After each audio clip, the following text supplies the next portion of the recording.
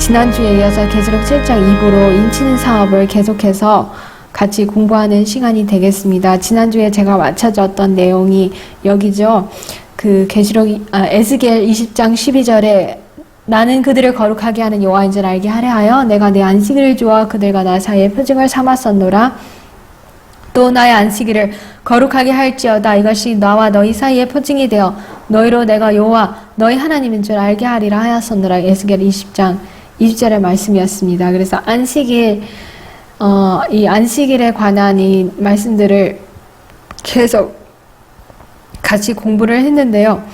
잠시 이걸로 가시기 전에 지난주에 제가 이번 주에 또 공부를 하다가 이 내용이 나와서서 잠시 이거를 여러분과 나누고 계속 공부를 안식일에 대해서 또 인치는 사업에 대해서 나누고자 하는데요. 계시록 7장 2절의 천사는 누구일까요? 우리 해 돋는 대로부터 올라오는 천사에 대해서 우리가 지난주에 공부를 했고요. 그 예수님께서 아직 준비되지 않은 무리를 보시고 나의 피를 외치셨을 때 어떤 천사를 보내서 붙잡으라고, 내 바람을 붙잡으라고 그 내 천사에게 부르짖는 그 내용을 우리가 보지 않았습니까? 근데 이 천사는 누구인지 제가 이거는 번역되지 않은 원고 15권에 있는 말씀인데 이렇게 하셨더라고요. 계시록 7장 2절에 이 천사는 누구냐면 해 돋는 데서부터 올라오는 천사라고 우리가 계시록 7장 2절에 하는데 그 해 돋는 데서 올라오는 천사가 또 언약의 천사라고 하셨어요. 언약의 천사를 하시면 누구를 기억하시나요? 어떻게 여기 그분은 세상의 빛이 돋는 해가 위로부터 우리에게 임하신 분. 누가복음 1장 78절에 스가랴가 이 침례 요한이 태어났을 때 또 찬양을 할 때 하는데 이 돋는 해가 위로부터 우리에게 임하시는 이분은 바로 또 세상에 비치신 분이라고 이렇게 말씀을 하셨어요. 그 안에 생명이 있었으니 이 생명은 사람들의 빛이신 분, 나는 세상의 빛이라고 말씀하신 분이 누구신지 우리가 말씀 안 드려도 다 아시죠? 다시 우리 또 이사야 9장 6절 우리에게 한 아이가 낳고 한 아들을 주신 바 되었는데 정사가 그 어깨 위에 있고 그 이름은 기묘자라 모사라 전능하신 하나님, 근데 직역하면 능하신 하나님, 또 영존하신 아버지, 또 평강의 왕자라고 이분이 누구이시죠?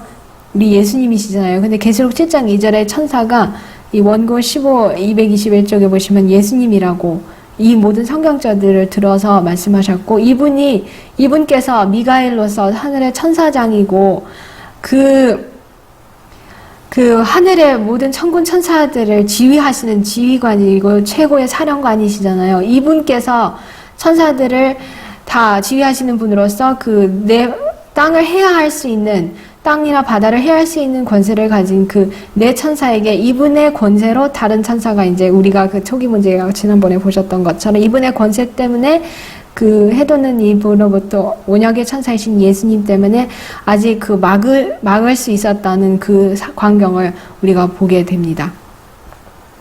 그래서 잠시 그냥 이거는 지난주에 이게 언급이 안 됐던 내용이라서 여기 잠시 넣었고요. 다시 한번 우리가 넷째 계명으로 가시면 이 넷째 계명은 10계명 중에 입법자의 이름과 직함이 들어있는 유일한 계명이다. 지난번에도 말씀드렸지만 이 10계명 중에서 천지를 창조하신 하나님께서 누구이신지를 보여주신 진정한 이 지구의 통치자는 권위자는 누구이신지 보여주시는 계명이 안식일 계명입니다. 우리가 첫째, 둘째 계명을 가지고 물론 하나님 외에 다른 신들을 내게 있게 말라 이렇게 그냥 세상 사람들한테 그것을 어떤 우상 숭배자한테 그 첫째, 둘째, 셋째 계명을 가지고 그들에게 말해준다면 그들은 내가 섬기는 부처가 유일한 하나님이라고 그분만을 섬겨야 된다고 그렇게 말할 수도 있어요. 그리고 또 이 부처의 이름을 망령되이 일컫지 않아야 된다고 그냥 그 계명을 가지고 그렇게 말할 수가 있습니다. 왜냐하면 그 첫째, 둘째, 셋째 계명은 우리가 오직 경배할 하나님이 누구신지를 정확하게는 아직 안 가르쳐 줍니다. 근데 넷째 계명만이 입법자의 이름이신 하나님의 이름과 그분의 직함이 들어있고 그분께서 천지를 창조하신 하나님만이 경배를 받으셔야 되고 이름을 망령되이 일컫지 말아야 할 하나님이신 것을 보여줍니다. 이 넷째 계명을 우리가 이 지구에 아직 하나님을 알지 못하는 사람들에게 제대로 설명할 때 그들은 어느 누구도 자기의 신이 천지를 창조했다고 말하지 못할 것입니다. 부처가 이 땅을 천지를 창조했으니까 우리가 지난번에 시편에서도 보았지 그들의 신은 동물 맛도 못해서 코도 냄새도 맡지 못하고 귀로 듣지도 못하고 눈이 있어도 보지 못하는 그런 거짓 신들인 것을 우리가 볼 수가 있습니다. 그것은 또 누구의 권위로 율법이 주어졌는지를 보여주는 유일한 계명이다. 그러므로 이 계명은 율법의 진정성과 구속력의 증거로서 그분의 율법에 찍힌 하나님의 인을 포함하고 있다. 부조화선지서 307조. 그래서 넷째 계명에 하나님께서 누구이신지 정확하게 우리에게 보여주시고 그분의 인이 그 안에 들어있습니다. 하나님의 율법의 인은 넷째 계명에서 발견된다. 10계명 중 넷째 계명만이 율법을 주신 분의 이름과 직함을 나타내고 있다. 이 넷째 계명은 하나님께서 하늘과 땅의 창조주이심을 선포하고 그 어느 누구보다도 가장 존경과 예배를 받을 권리가 그분에게 있음을 보여준다. 넷째 계명 외에는 누구의 권위로 이 율법이 반포되었는지 10계명에 전혀 표시되어 있지 않다.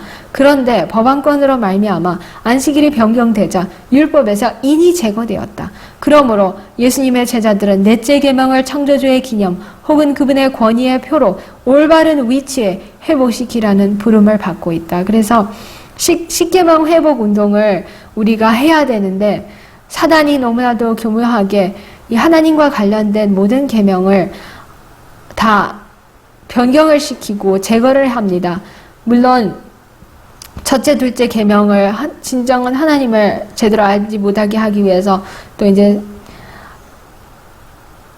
그 하나님을 가르쳐주는 중심의 계명의 넷째 계명을 변해버렸습니다. 태양의 날, 또 삼위일체의 날인 일요일로 변경해버린 것을 우리가 천주교의 증언을 통해서 알고 있죠. 천주교의 자체가 일요일은 삼위일체 하나님을 경배하는 날이라고 했습니다. 그런데 우리 성경은 안식일은 하늘과 땅을 지으신 창조주 하나님, 또 그분의 아들을 경배하는 날인 것을 우리에게 분명히 보여줍니다. 모든 10계명 가운데 넷째 계명만이 위대한 입법자, 하늘과 땅의 창조주의 인을 간직하고 있다. 교회증언 6권 350쪽 말씀이고요. 여호와의 기념일, 에덴에서 제정된 안식일, 제7일 안식일은 하나님께 대한 우리의 충성의 시금석이다. 편지 94의 말씀이었어요. 그래서 우리가 이 특별히 무너진 데를 수보해야 하는 우리 이 마지막 때에 10계명 회복 운동을 펼쳐야 되는데 마치 그 느헤미야가 예루살렘의 성의 그 성 외벽을 다시 쌓았던 것처럼 우리의 안전을 지키는 이 울타리인 10계명이 없다면 우리 인간에게는 안전이 없습니다. 하나님께서 모든 나라마다 자기의 법이 있고 헌법이 있습니다. 그 헌법이 그 국민들의 권리와 안전을 보장해주는 한 울타리이듯이, 근데 이 인간의 헌법이나 각 국가의 헌법은 뭔가가 부족한 부분이 있죠.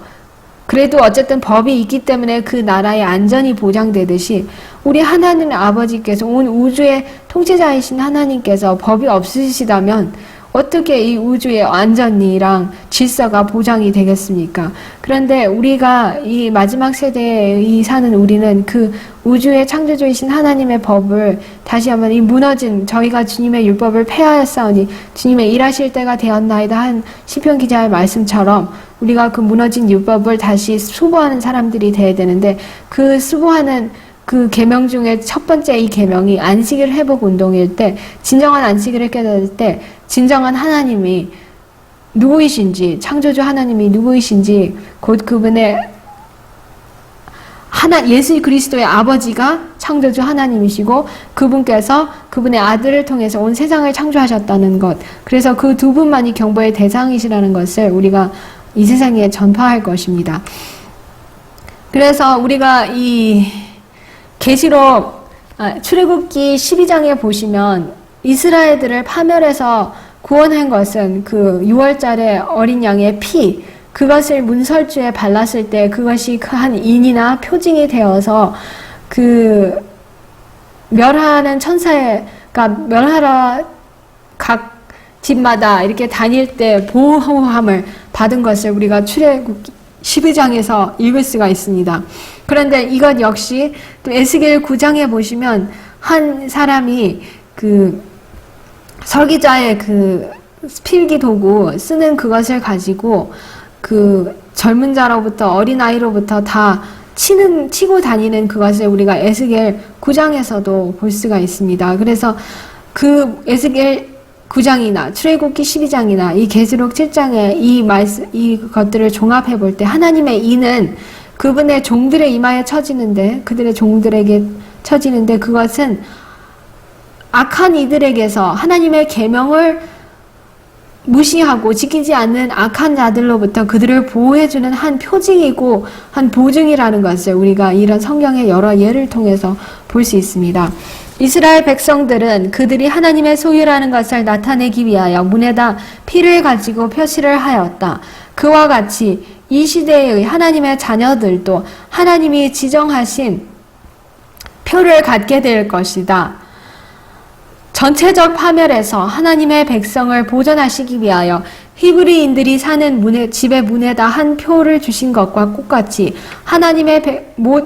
꽃같이 모든 하나님의 백성들에게는 사람마다 각각 어떤 표징이 주어질 것이다. 하나님은 선언하시기를 나는 그들을 거룩하게 하는 여호와인 줄을 알게 하려 하여 내 안식일을 주어 그들과 나 사이에 표징을 삼았었노라고 하셨다. 이 말씀과 능력 287쪽이고요. 성경 주석에도 나온 말씀입니다. 이것도 이제 비슷한 말씀이죠. 전체적인 파멸에서 보존하기 위해서 그 하나의 표가 찍혔던 것처럼 하나님의 백성 각 사람에게도 이 표가 찍혀야 되는데 그 표징이 곧 안식일이라는 것을 우리가 여기서 봅니다. 안식일은 충성의 큰 시금석이 될 것이다. 왜냐하면 안식일은 특별히 투쟁의 초점이 되는 진리가 되기 때문이다. 이 마지막 시대의 투쟁의 초점이 이 십계명에 관한 거거든요. 사람들에게 마지막 시련이 닥쳐올 때 하나님을 섬기는 사람들과 섬기지 아니하는 자들을 구별하는 선이 그어질 것이다. 넷째 계명을 지키는 대신에 국가의 법률과 일치되도록 거짓 안식일을 지키는 것은 하나님과 반대되는 세력에 충성하는 표가 되는 한편 하나님의 율법을 조차 참 안식일을 지키는 것은 창조주께 충성하는 증거가 된다.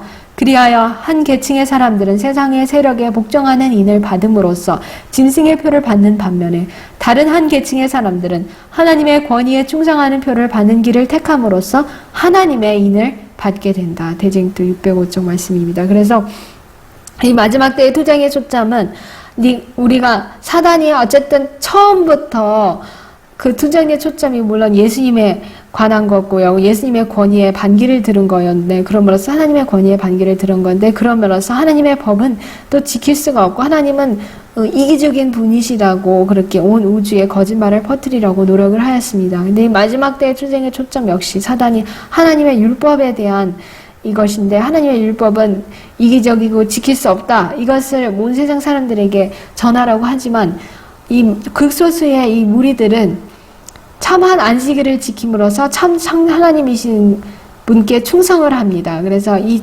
두 부류가 확연하게 아주 구별되의 표시가 이 마지막 때에 될 것입니다.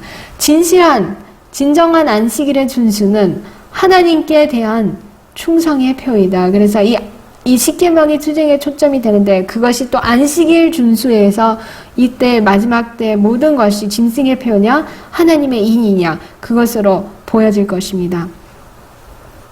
그런데 여기에 이렇게 말씀하셨어요. 하나님의 인은 사람이 보일 수 있는 어떤 표나 도장이 아니라 영적으로나 지적으로 진리에 굳게 서는 것이며 따라서 그들은 흔들릴 수가 없게 되는 것이다.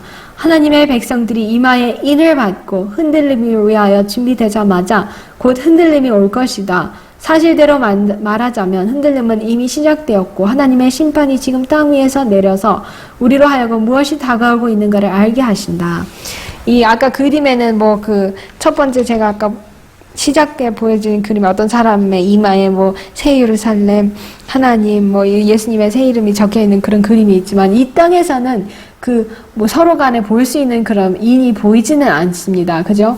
그렇지만 여기서도 영적으로, 지적으로 진리에 굳게 서는 거라고 그랬는데 진리는 무엇이라고 우리가 성경 말씀에서 볼 수 있죠.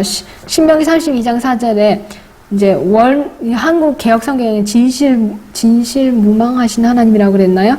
그렇게 했는데 그것이 정확하게 말하자면 진리의 하나님이라고 하셨습니다. 하나님의 자신께서 진리 자체이십니다. 그분에게는 거짓말이나 흠이나 편벽된 행함이 없기 때문에 그분에게는 오직 진리만이 있죠. 근데 당연히 그분의 본체의 형상이시고 그분의 아들이신 예수님께서도 내가 곧 길이와 진리라고 하셨어요. 당연히 하나님의 아들도 역시 그분의 아버지가 진리이시기 때문에 그분도 진리이시고 또 그분들에게서 나오는 성령도 진리라고 요한일서 5장 7절에 말씀하셨어요. 그리고 당연히 그분들의 그분들의 사상의 표현은 그분들의 말씀인데요. 요한복음 17장 17절에 보셔도 아버지의 말씀은 진리니이다 그랬어요. 그런데 시편 119편 151절에 주의 모든 계명은 진리니이다 라고 이렇게 말씀을 하셨습니다. 그 외에도 여러 말씀이 있겠지만 시간상 이것만 이렇게 올려보았는데요. 하나님의 십계명은 그분의 품성의 사본이라고 그랬어요. 하나님께서는 당연히 그분은 자신을 위해서 사지 않고 남들을 위해서 사시기 때문에 이 온 우주를 붙들고 계시기 때문에 우리를 너무 사랑하시기 때문에 우리가 이렇게 살고 있고요. 사랑하셨기 때문에 그분의 독생자 아들을 주셔서 이 세상에서 온 우주에서 가장 큰 희생을 치르신 분인데 그분의 모든 그 사상의 원칙들, 품성의 원칙들을 나타내는 것이 곧 계명, 그분의 십계명이고 그분의 율법이고 그렇기 때문에 그 계명은 진리입니다.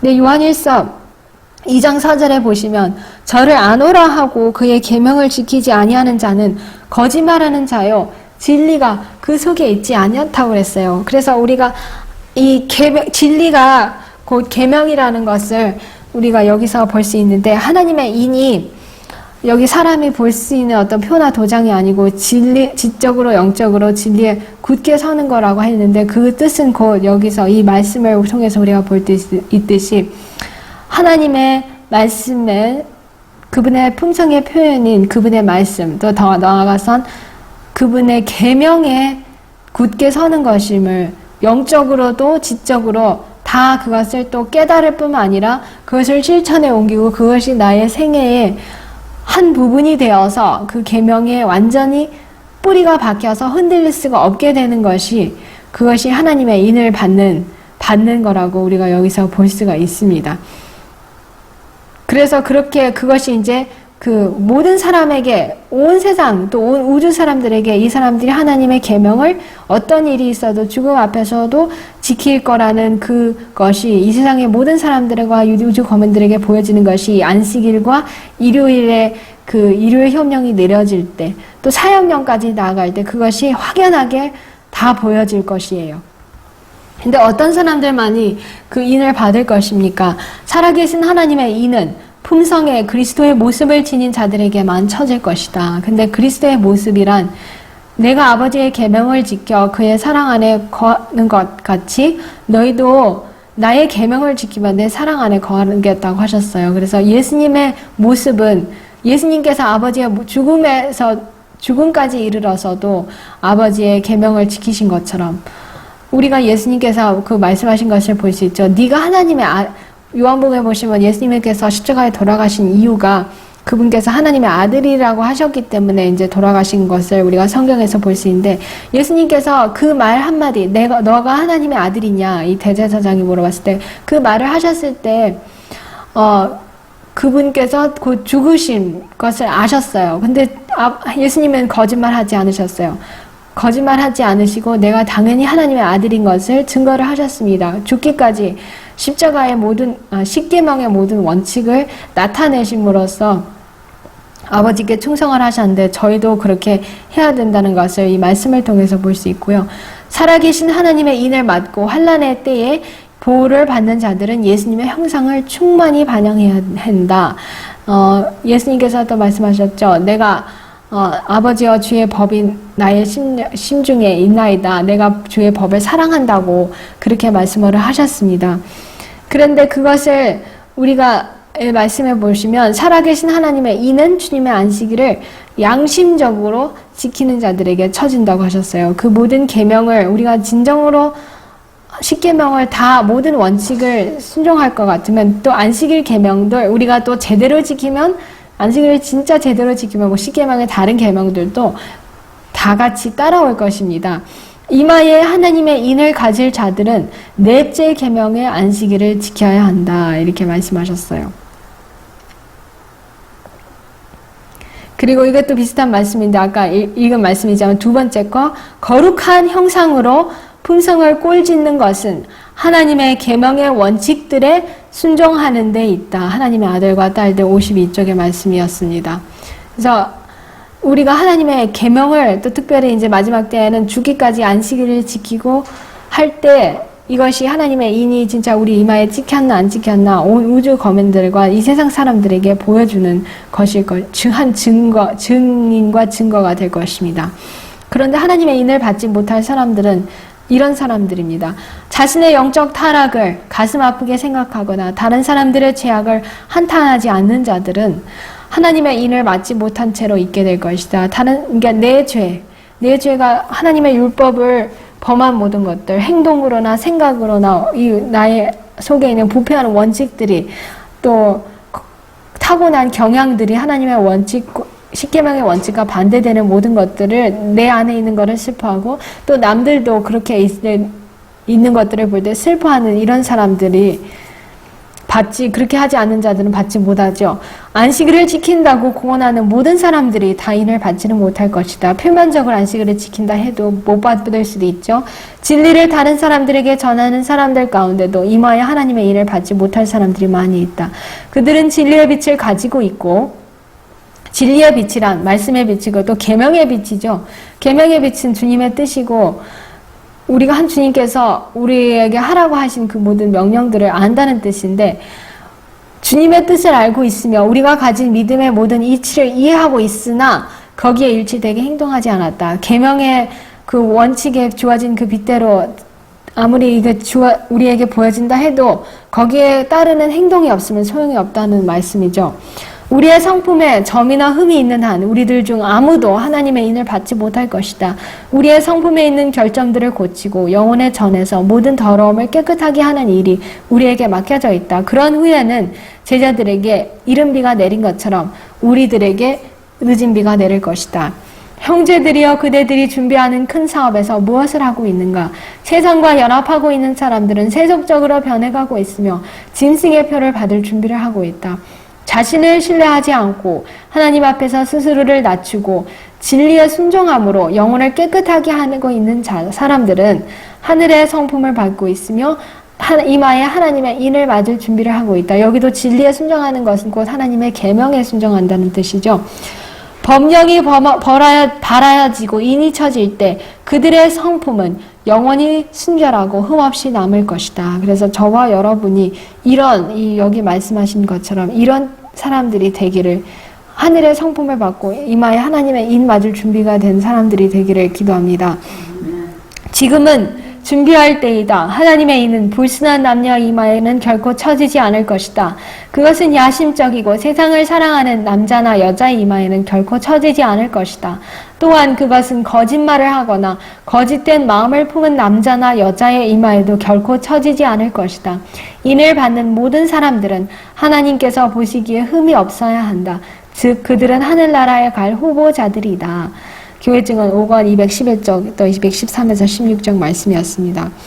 지금은 아직도 우리가 계시록 7장 그 전반부에 보셨던 것처럼 힘있는 내 천사가 아직도 땅에 사망 바람을 붙잡고 있습니다.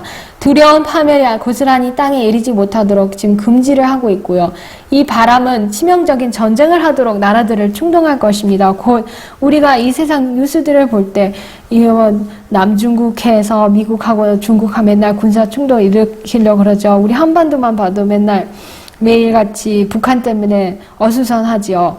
그리고 일본하고 옛날에 원수들이었던 나라가 또 손을 잡아요. 옛날에 필리핀하고 일본도 원수였거든요. 2차 세계대전 때. 그런데도 지금은 다른 대적을 중국을 겨냥하기 위해서 더 손을 잡고 옛날 2차 세계대전 때 일본하고 미국도 굉장한 서로 적대국이었는데 지금은 둘이가 손을 잡아서 중국을 견제를 하려고 하는 이런 것들을 볼 때 저는 이런 뉴스들을 볼 때마다 진짜 세계 3차 대전을 위해서 준비 작업을 하고 있는 그것이 보입니다. 아직 천사가 내 바람을 붙잡기 때문에 아직은 지금 우리가 평화를 누리는데, 이 천사들이 하나님의 종들의 이마에 인이 쳐지기까지 이 사단의 두려운 세력들의 맹위를 떨치지 못하도록 이 전쟁의 바람을 아직은 지금 붙잡고 있습니다.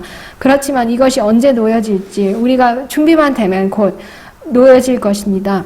요한은 네 천사에 의해 붙들려 있는 것으로 표현된 자연의 요소들, 곧 지진과 폭풍우와 정치적인 투쟁을 보고 있다. 그래서 이 네 천사가 붙잡고 있는 것이 뭐죠? 자연의 요소, 지진, 폭풍우, 정치적인 투쟁인 곧 이제 전쟁을 하고 우리가 볼 수 있죠.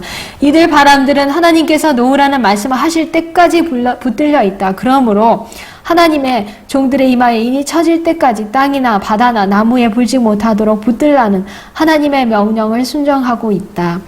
이렇게 아직은 붙들려 있습니다. 그런데 인침의 마감 시간이 언제인지 우리가 여기 말씀에서, 이 예언의 말씀에서 볼 수 있죠.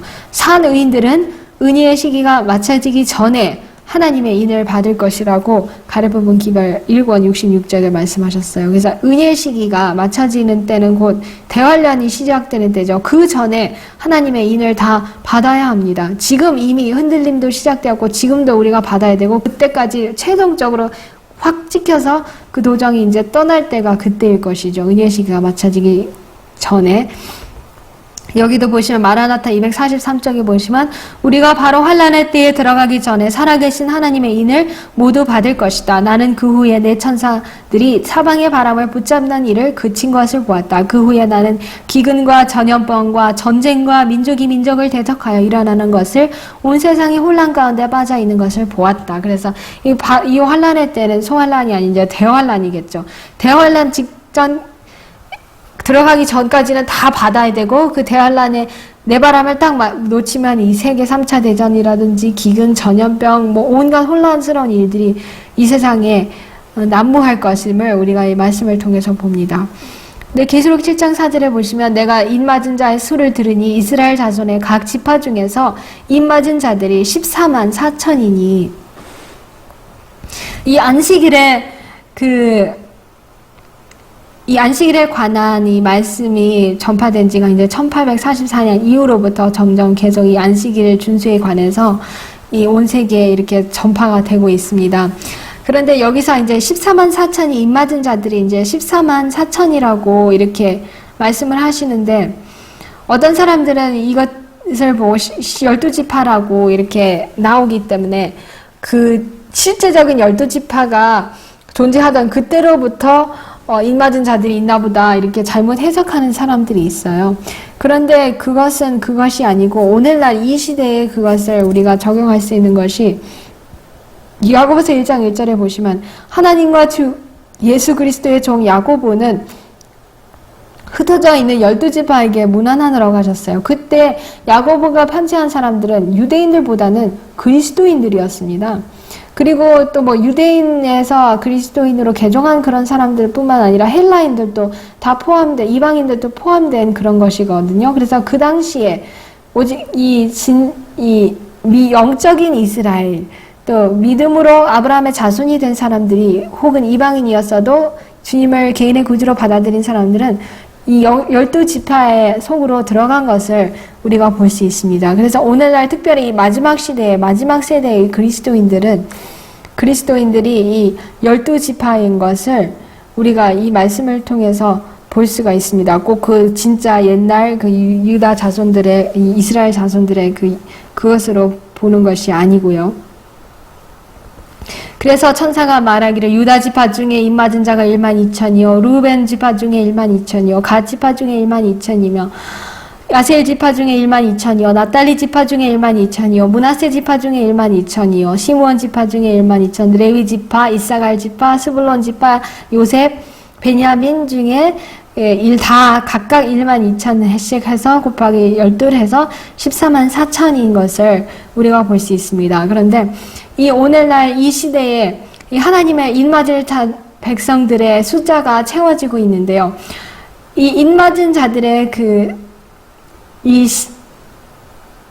인맞은 자들의 후보자들은, 그들이 하나님께서 보시는 것은 뭐 그들의 재력이나 그들의 뭐 학벌이나 뭐 이런 것들을 보는 것도 그들의 태생이나 이런 것들을 보는 것이 아니고 그들의 품성, 그 혈육의 유대인이 아니고 그 진정한 아브라함과 같은 믿음의 아브라함의 자손들, 그들의 품성을 보는 것을 우리가 볼 수 있습니다. 여기에 한 명언이 이렇게 있어요. 인생의 수학은 품성이며 이 품성이 현세와 내세의 운명을 결정하는 것이다. 교육 109쪽 말씀이었고요.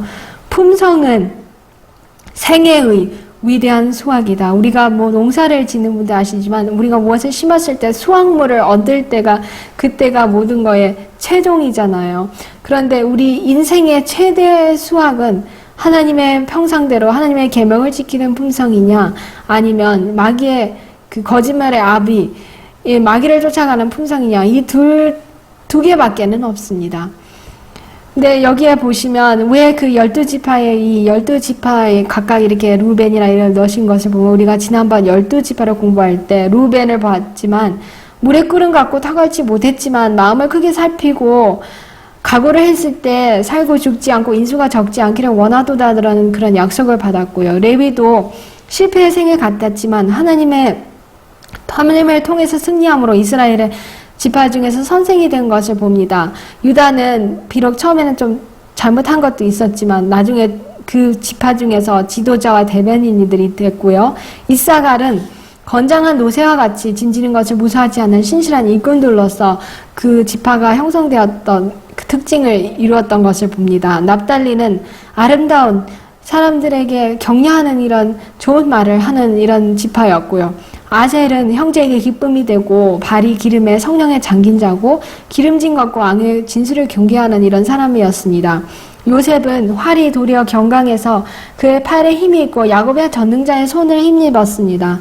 그리고 단은 길의 뱀이요 척경의 독사 말굽을 몰아서 그 탄자로 뒤로 떨어지게 하는 뭐 제가 여기 모든 것 다 그 12지파를 넣지 않았습니다. 그냥 그냥 몇 개를 이제 예로 놓았는데 각 하나님의 그 12지파 그 문으로가 또 각각 지파마다 또 12사도나 또 그 지파가 각 문으로 12개의 다른 문으로 들어가는데 각 지파의 이름이 그 한 성에 하나님의 12 그 성문에 그 성문에 각각 하나씩 있거든요. 그런데 그 아래서 이제 요셉 지파는 요셉의 문으로 들어가고 루벤은 루벤의 문으로 이렇게 들어가는데 각각의 그 성품이 비록 처음에는 하나님 닮지 않고 그랬지만 어쨌든 여기서 볼 때 회개하고 하나님의 계명대로 성품을 개발한 사람들은 그 각각 들어갑니다. 그런데 거기서 빠진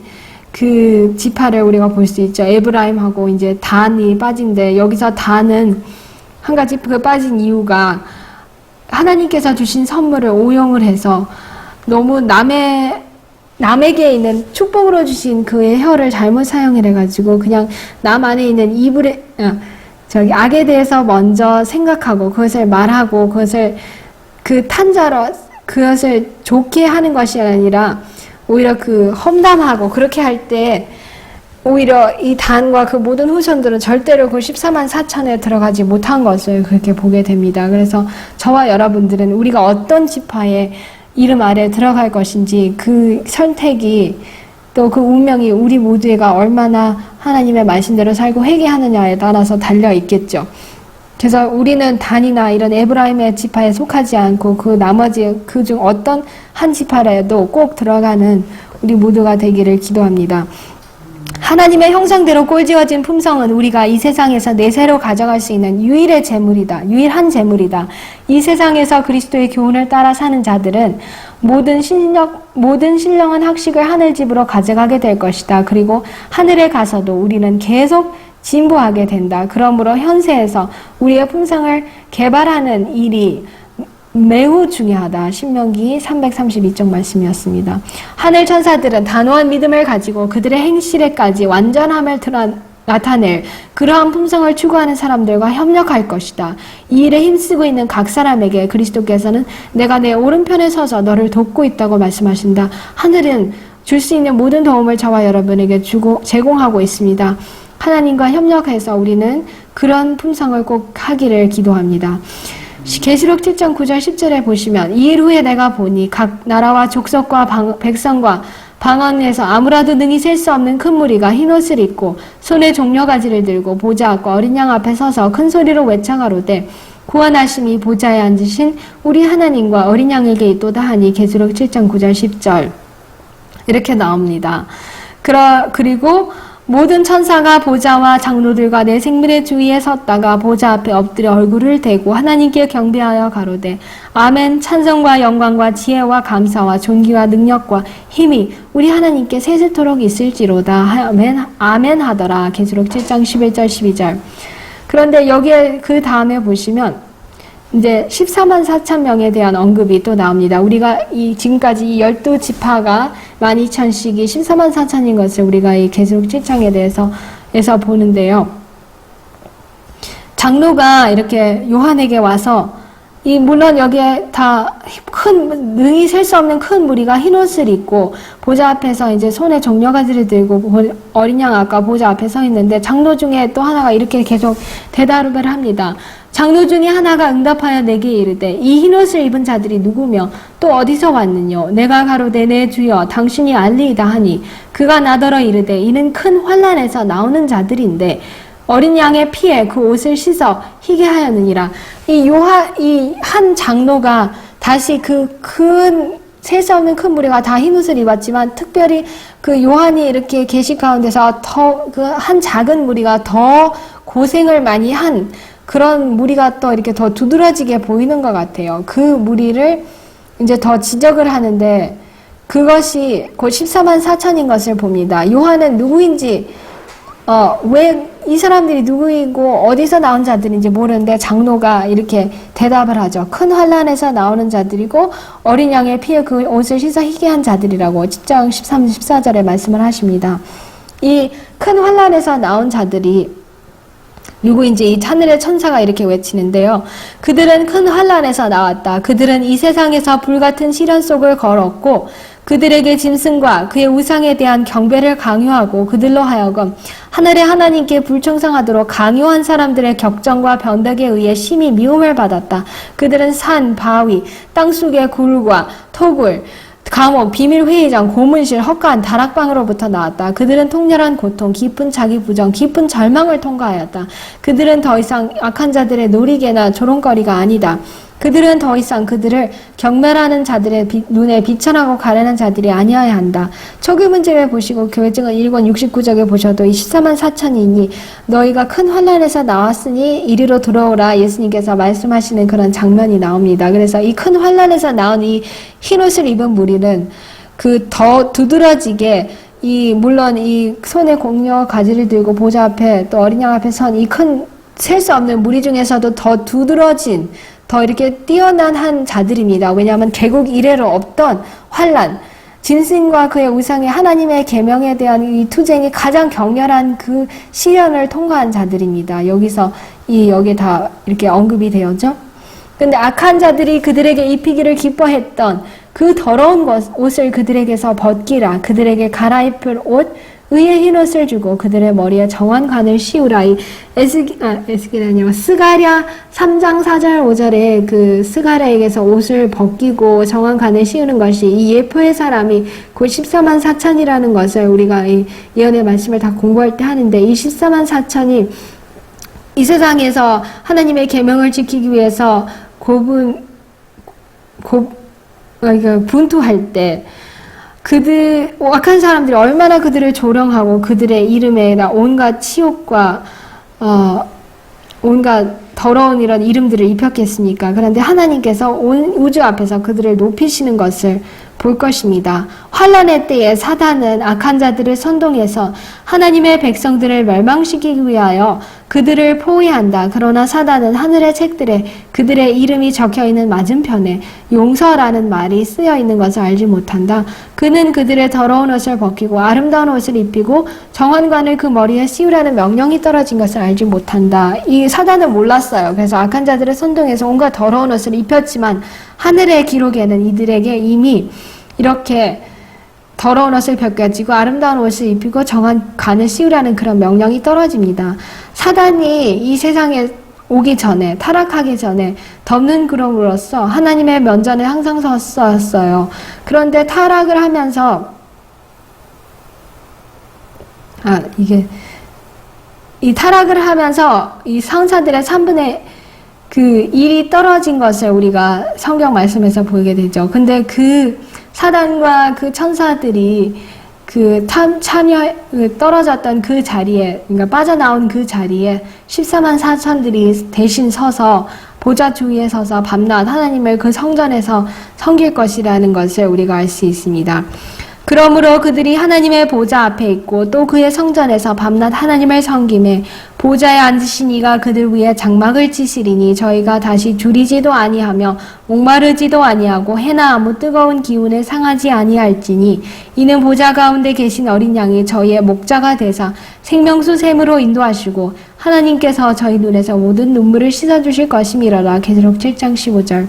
그래서 이들은 짐승과 우상과 그의 이름의 수를 이긴 이런 무리입니다. 그것이 그 큰 환란에서 나온 흰 옷을 입은 사람들이고요. 땅에서 구속함을 받은 14만 4천이고요. 이 사람들은 체험의 노래, 어떤 사람도 체험하지 못한 경험의 노래를 했던 사람들이고 살아있는 자들 가운데서 땅으로부터 끌어올림을 받은 사람들입니다. 그리고 처음 익은 열매로 하나님과 어린 양에게 속한 자들이고 여기서 큰 환란에서 나온 자들이 곧 14만 4천이라는 것을 이 말씀에 똑같은 말씀이 나오고 그들은 개국 이래로 그때까지 없던 환란의 시기를 지내고 야곱의 환란을 견뎌서 하나님의 심판과 형벌이 마지막으로 내릴 때 중보자 없이 선 자들이고 어린 양의 피에 그곳을 씻어 희게 하였으므로 구원을 얻은 자들입니다.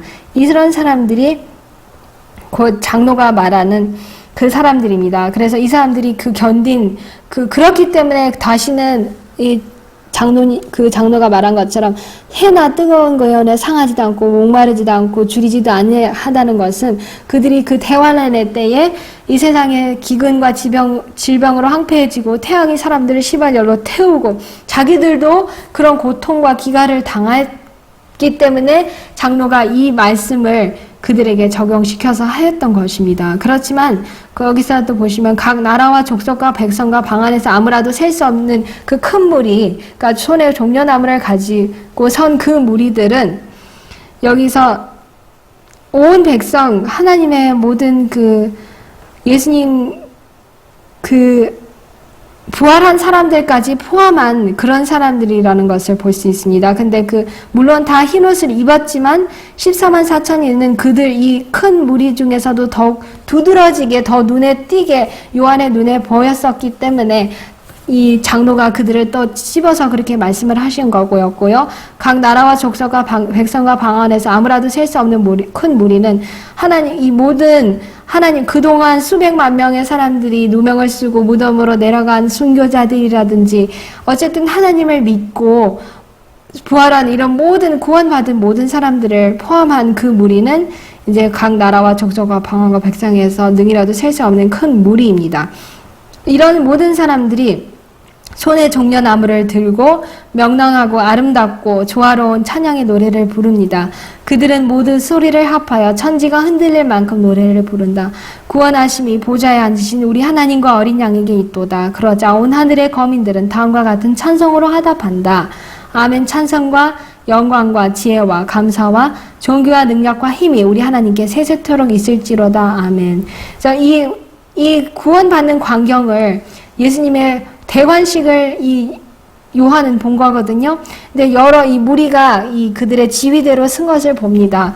한 무리는 사단의 사업에 열렬히 가장 뜨거웠지만 마치 불에서 꺼올린 타다 남은 나무처럼 건짐을 받은 사람들. 그래서 그보다 더 열렬하게 주님을 섬기는 자들이 서 있고 그 다음에는 그리스도의 품성을 완성한 사람들, 그리스도 교회에서 하나님의 율법이 폐기되었다고 주장할 때 하나님의 율법을 존중한 사람들, 이것은 14만 4천이겠고요.